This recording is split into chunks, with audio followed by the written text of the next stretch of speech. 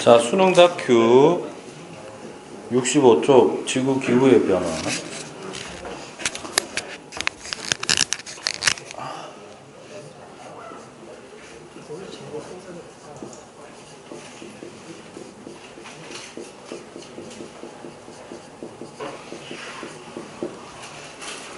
원래 여기에 나와 있는 내용하고 크게 두 개가 더 있습니다.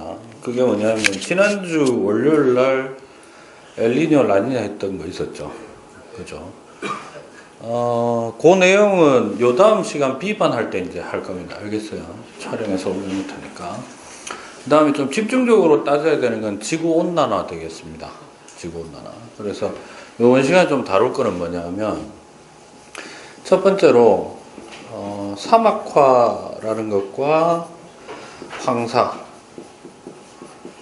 이건 뭐 그냥 몇 가지만 좀 짚으면 돼요. 별로 뭐 어려울 건 없는데 의미만 좀 되새기고 문제는 요놈입니다. 오존층 파괴. 요 부분입니다. 일단 여기 나와 있는 요 주제들은 특징이 뭐냐면 단독으로 수능 문제에 나오기 조금 빈약합니다. 첫 번째로 사막화하고 황사는 원인, 결과, 과정이 너무 뭐라고 해야 되지? 뻔해요.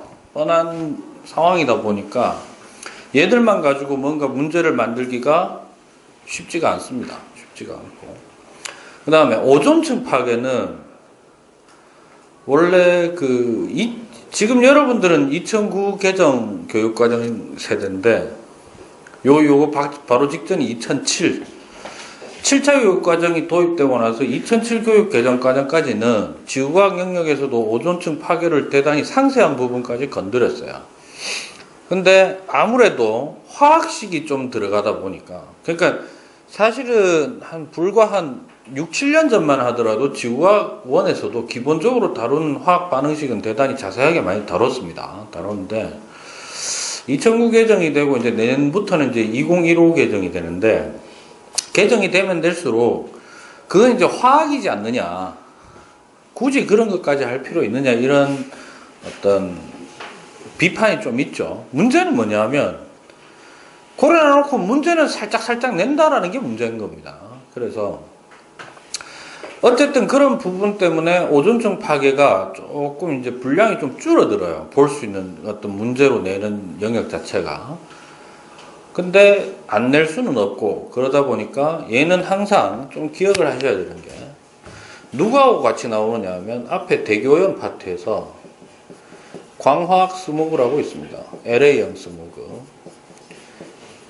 즉 오존층 파괴라는 문제하고 광화학 스모그는 공통적으로 어떤 테마를 가지고 있느냐 하면 둘 다 물질로 봤을 때는 오존에 대한 내용이다. 뭐에 대한 내용? 네, 그래서 지구 환경에서 오존이라는 놈이 어떤 식으로 존재하고 어떤 문제를 가져올 수 있느냐, 어떻게 존재하는 것이 생태계에 정상적으로 작용할 수 있느냐, 이걸 좀 이해하는 게 좀 필요합니다. 그래서 대교연 파트에 있는 광화학 스모그는 단독으로 출제될 수도 있고요. 혹은 두 개가 엮여서 오존이라는 주제 하나에 엮여서 나오게 됩니다. 자, 먼저 사막화하고 황사. 둘 다 일단 여러분들이 1차적으로 기억해야 되는 건 이겁니다. 뭐냐면 사막은 원래 있던 거야? 아니면 없던 거야? 있던 거죠. 주의하실 점. 사막화 과정도 뭐 지구 과거에 보면은 있었는 경우도 있어요. 있는데 문제는 뭐냐 하면 최근에 들어서 생기고 있는 사막화는 급속도로 좀 진행된다는 측면 하나. 그 다음에 그 사막화가 진행되는 모든 근원적인 것이 인간에게 귀결된다라는 거예요. 요거 두 가지 때문입니다. 그래서 주의하실 점은 옛날에도 사막은 있었다 없었다. 사막이라는 게 있는 게 정상이다 비정상이다. 정상입니다. 알겠죠? 건조한 기후대. 알겠어요? 그게 원래 어느 정도는 어떤 부분도 건조해야 또 어느 한 부분이 또 정상적으로 돌아가는 부분도 있고 생태계 입장에서 그걸 좀 기억하셔야 되고요. 또 하나는 황사라는 현상은 예전에도 있었다 없었다? 예전에도 있었습니다. 특히 우리나라 같은 경우에는 조선왕조실록에도 기록이 되어 있습니다. 실제로. 다만 황사 자체가 문제인 것이 아니라 황사가 발생하는 그게 1년 내내 일어나는 건 아니잖아요. 그죠? 황사라는 게 보통 언급이 되는 시기가 언제다? 계절상으로 봄이 시작될 무렵입니다. 그죠? 봄이 시작될 무렵에 우리나라가 무슨 바람의 영향권에 있냐면 편서풍 영향권에 있죠. 그러다 보니까 아무래도 중국 대륙에서 뭔가 발생하고 있는 물질들이 그 대기 상공으로 좀 올라가면은 전부 우리나라 쪽으로 영향을 줄 수밖에 없는 상황이다. 그 중에 이 모래먼지, 먼지죠. 자연 상태의 먼지가 꼭 뭐 자연 상태가 아니어도 상관없습니다. 콘크리트가 많아져도 먼지는 많아집니다. 풍화가 일어나기 때문에. 그래서 그러한 먼지의 어떤 넘어오는 양, 발생 빈도, 시작 시점, 또 발생하는 시기도 좀 변하고 있어요. 예전에는 가을에는 황사가 일어난다라는 말이 전혀 없었는데 최근에는 늦가을에서 초겨울 요런 때에 또 황사가 또 일어나는 경우도 있습니다. 알겠죠? 그래서 황사는 환경변화, 기후변화라는 문제로 봤을 때 어떤 측면으로 봐야 되냐면 예전에 비해서 그 정도가 어떻게 됐다? 심해졌다. 그러면 그 정도를 심하게 하는 데 있어서 또 한 역할을 하는 게 누구다? 사막화가 급속하게 진행되는 것 역시 황사의 피해 정도를 어떻게 하고 있다? 증가시키고 있다. 이렇게 좀 보시면 되겠습니다. 알겠죠? 자, 모든 이 지금 변화되는 것은 내적인 요인 중에 인간 요인 때문인데요. 그러면 이것부터 기억해야 됩니다. 사막이 정상적으로 원래 존재하고 있는 지역은 보통 위도 25도에서 30도 사이에 좀 존재합니다. 알겠습니까? 사막이라는 동네가 가지는 기후적 특성이 어떻게 돼요? 고온, 건조입니다. 그죠? 그럼 일단 온도로 봤을 때는 고온이니까 위도상으로는 저위도, 중위도, 고위도 중에 저위도. 그 다음에 건조하려면은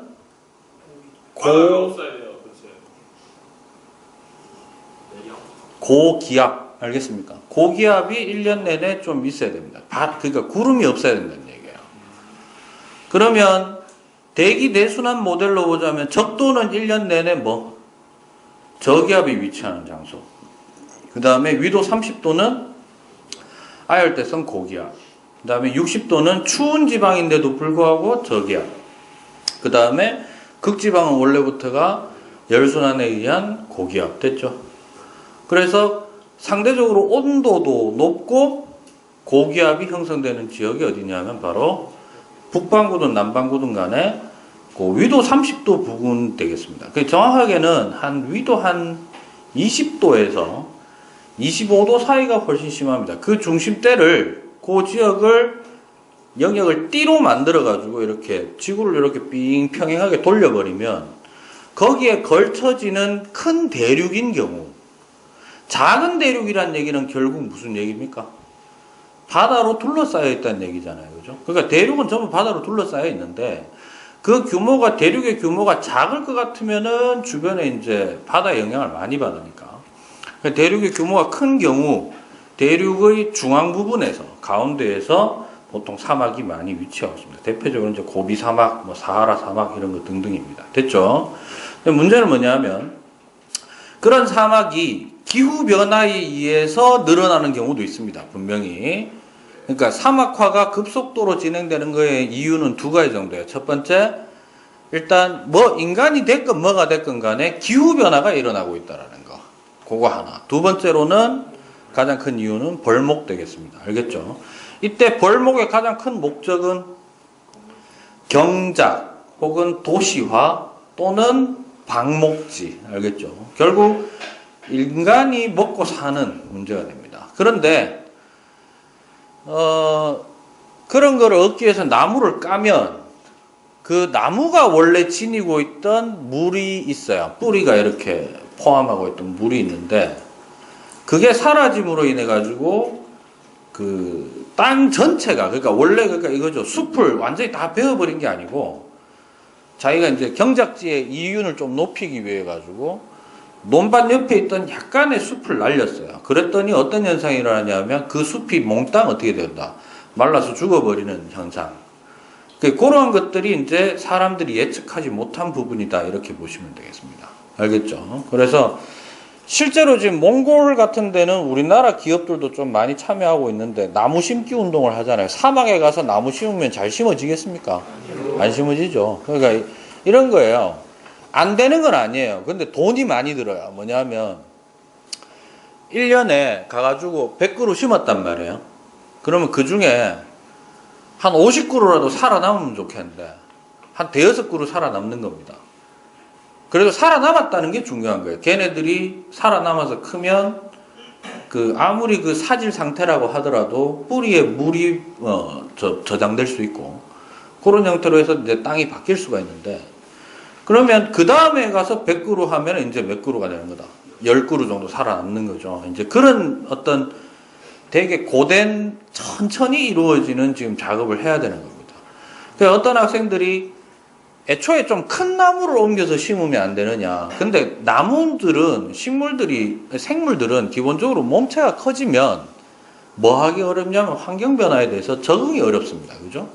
그래서 큰 나무를 이동시켜서는 안 되고, 어쨌든 간에 조그만한 묘목을 가지고 가서 심어가지고 죽으면 또 빼고 다시 심고 해가지고 좀 회복하는 방법이 있는데, 물론 좀 부분적으로 어떤 과학자들은 어떤 얘기도 하느냐면 나무를 많이 심으면 또 그것 때문에 어떤 것도 있을까요? 인간이 예측하지 못하는 어떤 변화도 있을 것이다. 이렇게 보는 경향도 있긴 합니다.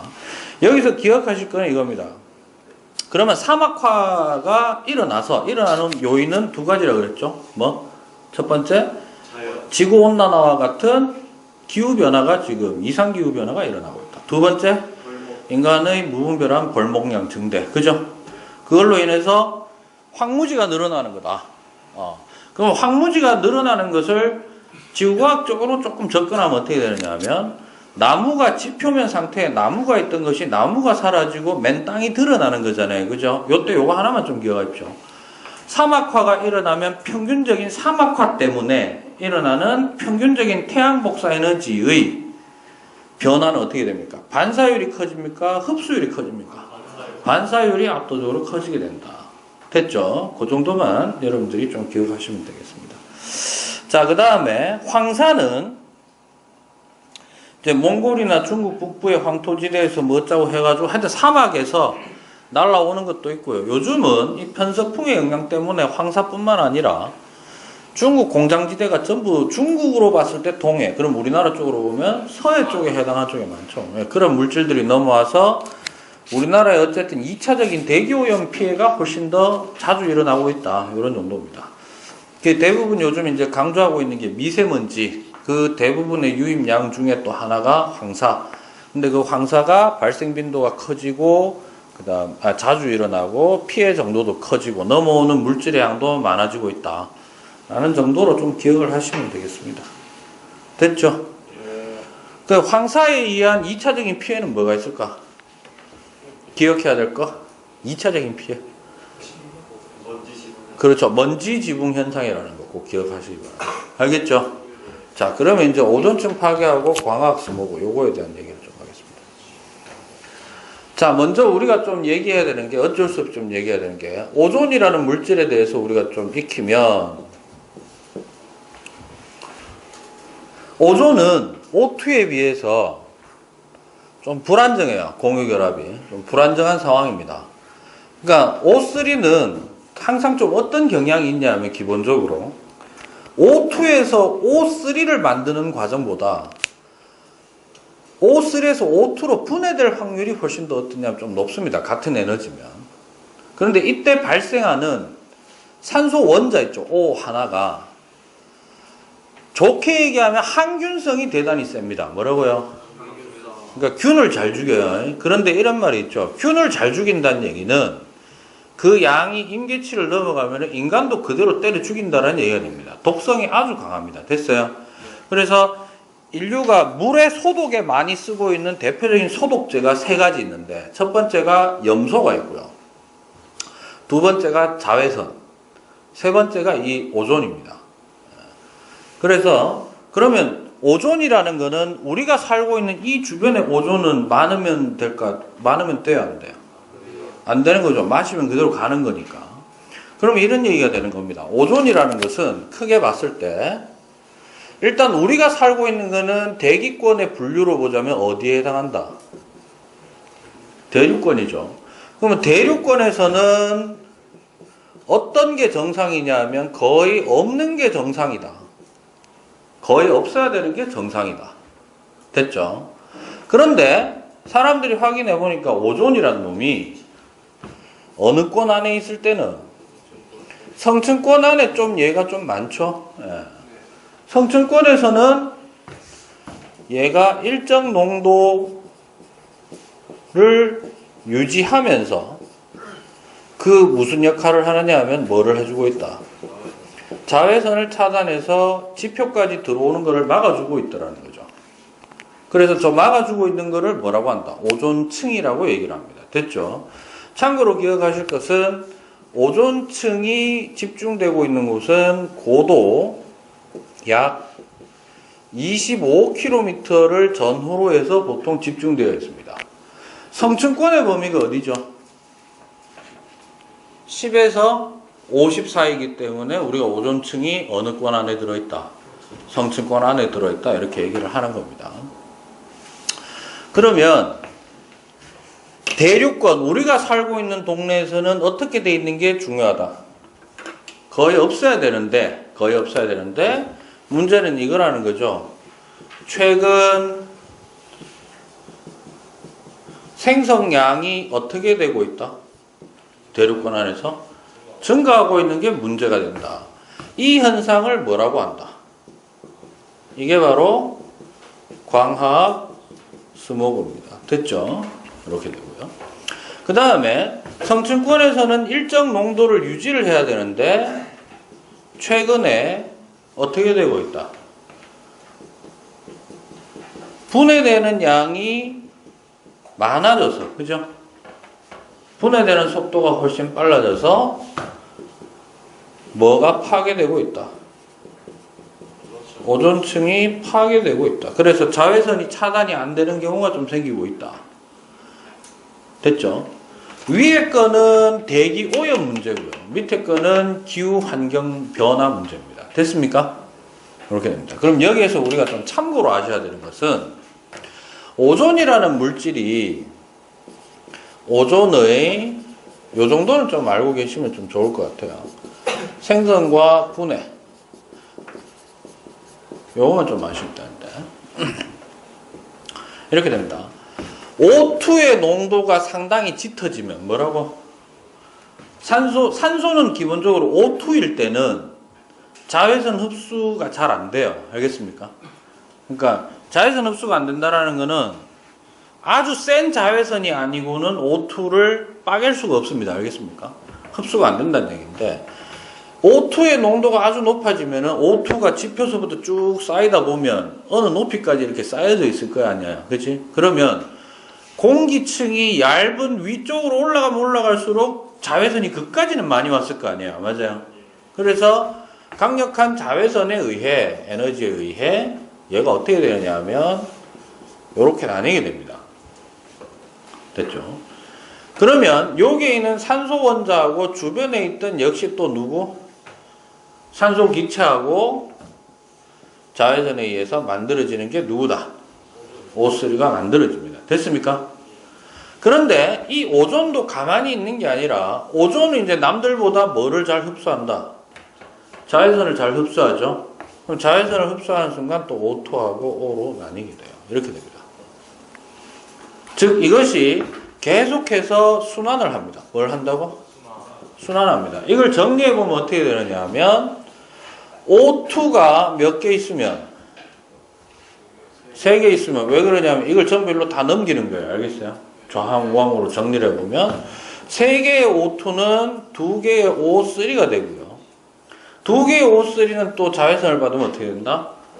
3개의 산소 O2로 바뀌게 됩니다. 계속 순환을 합니다. 됐어요? 그러면 잘 들으세요. 왼쪽에서 오른쪽으로 가는 거를 우리는 뭐라고 하고? 생성이라고 하고 오른쪽에서 왼쪽으로 가는 거를 분해라고 하는데 주의할 점 오존의 생성과 분해는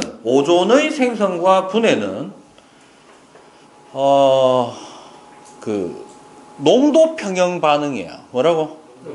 무슨 말이야? 한쪽 농도가 좀 많아진다 싶으면 자연 상태에서 다른 쪽 농도도 거기에 맞추기 위해서 높아지든지 아니면 너무 높아진 놈이 어떻게 낮아지든지 항상 균형을 이루려고 하는 반응입니다. 그러면 원래 우리가 살고 있는 대륙권에서는 농도가 거의 없었기 때문에 설사 자연적으로 좀 생겼다 하더라도 어떻게 된다? 곧 사라질 확률이 대단히 높다는 거예요. 됐냐?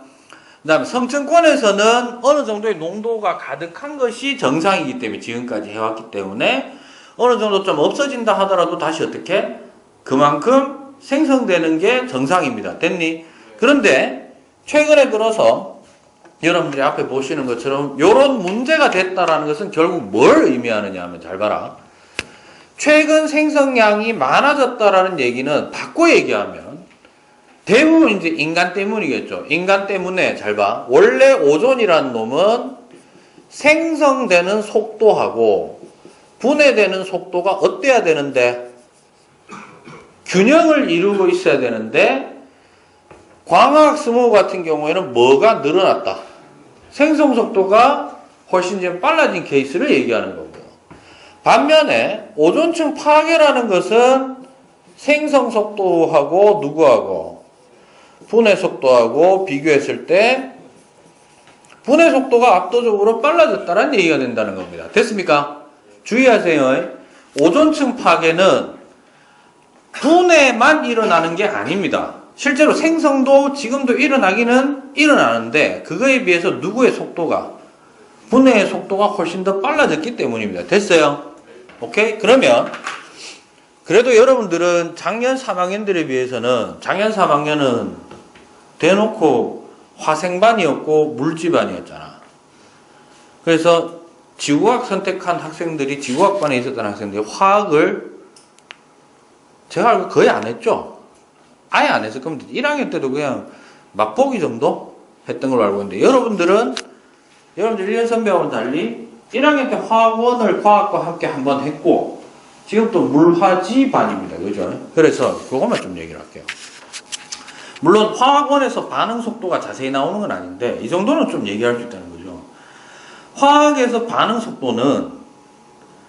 속도가 변화하는 경우가 있어요. 대부분 일정한데 그 변화시키는 요인이 뭐 있냐면 첫 번째 재료가 많으냐 적으냐. 됐어요. 그 재료가 되는 물질을 우리가 반응물이라고 하죠. 그래서 반응물의 농도, 두 번째 온도, 세 번째 압력, 표면적, 그죠? 뭐 이런 게 있는데 이거 네 개를 제외하고 한 개가 더 있어요. 뭐냐면 촉매라는 놈이 있습니다. 뭐가 있다고? 그래서 결국 잘 보세요. 얘들 둘은 오존이 생성하거나 분해되는 것은 거의 평형을 이룬다며. 농도 때문에. 맞아요?